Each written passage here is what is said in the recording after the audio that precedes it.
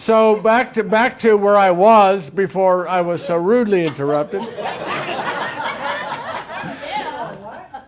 For almost 40 years, I owned a marketing business. One mistake you made in the introduction is Chuck said that I did business and then I got into ministry, but that's not the truth. I was doing ministry and business parallel.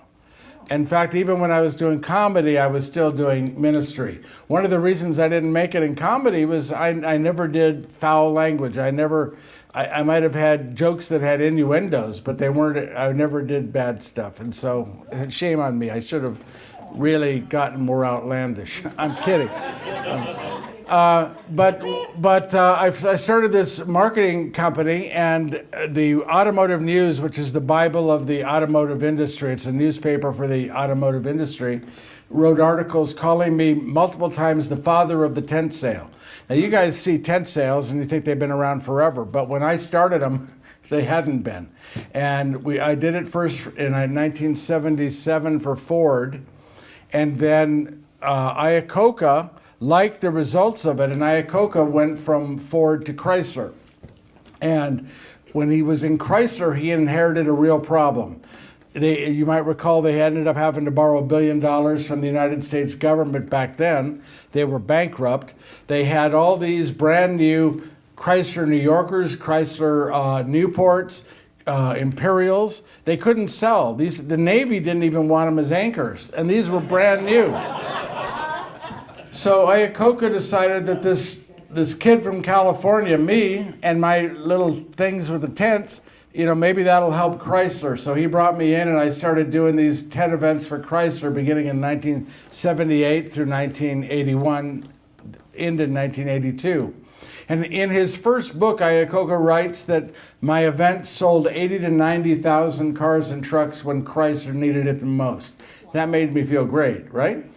But what he didn't know, and what most people don't know, is what I'm going to tell you right now. Because I try to bring God into everything that I do. A seamless garment kind of life. It's a conscious effort to be proactive and do it. So the way the tent sale would lay out, we would show up into town on a Sunday.